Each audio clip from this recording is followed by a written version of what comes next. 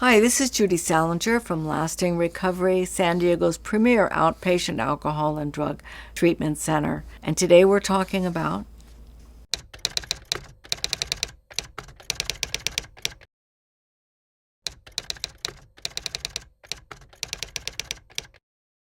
Hi, today we're going to be talking about late-stage alcoholism and the effects of this disease on one's body, one's life, one's relationships with the world.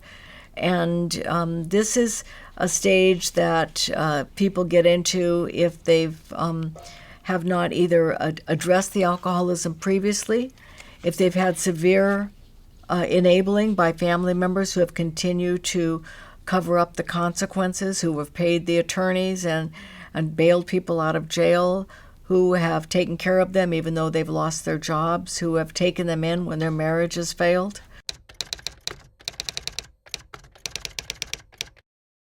In this stage, in particular, the person's denial grows very intensely.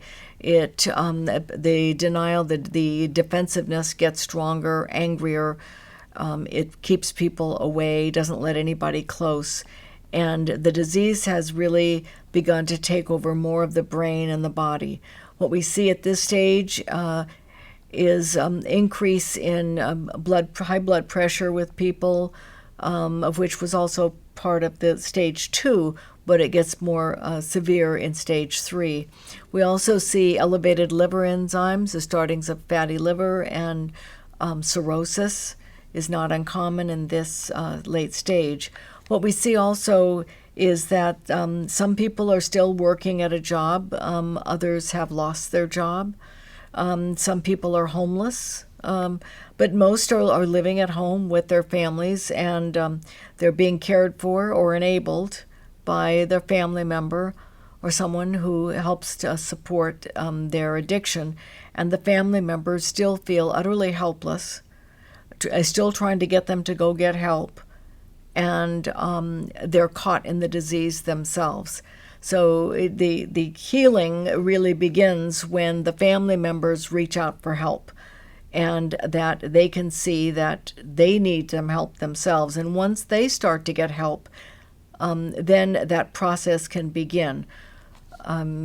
Sometimes when people are in this late stage, they will definitely go to inpatient treatment. They will go into 30, 60, or 90-day programs. Sometimes their DUIs have started to accumulate. They have, somewhere between 1 to 3 or more DUIs. Not all people have. Some don't have any DUIs, but it can be more progressive.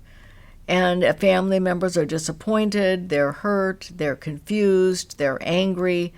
And the alcoholic often just, in order to be able to cope with life and cope with their drinking, is isolating. So they're drinking alone in their room, and people are basically ignoring them.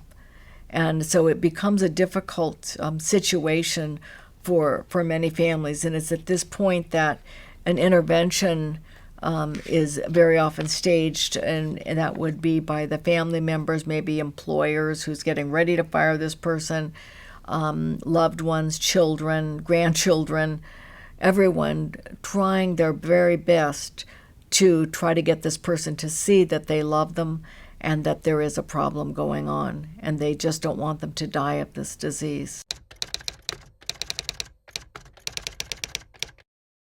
There's this radical deterioration in the body, and unreasonable resentments that grows, and total loss of willpower, moral deterioration.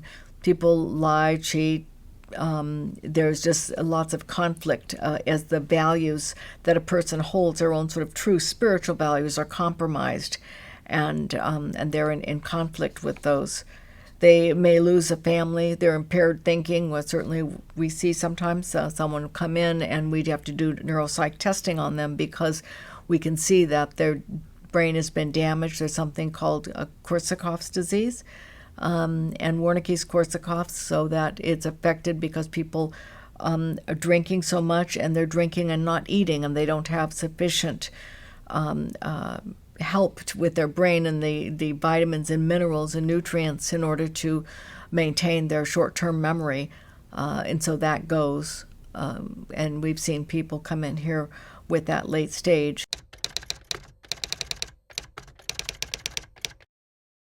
Now, what can a person do? If there's an intervention and the person seeks help, certainly there's always hope for people to be able to get to the other side. Doesn't have to be death, doesn't have to be mental institution, it doesn't have to be jail, but it can be a new beginning. And we really encourage families that, don't delay in doing, the work that you need to do in Al-Anon, for example.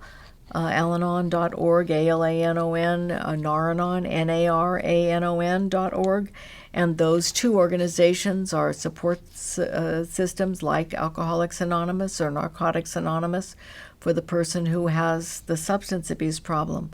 Now, if family members will go to those organizations, they'll be with other people who tell them and help them to see as how they were able to work through and at least have their own lives, so that you have to save yourself at this point.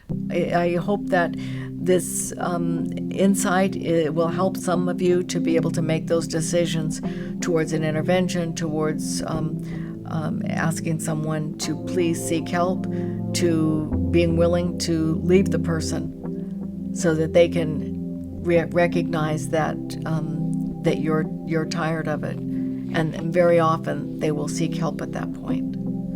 So I thank you for listening. And if you have any questions or comments, please feel free to contact us at lastingrecovery.com or to give us a call at 858-453-4315. Thank you.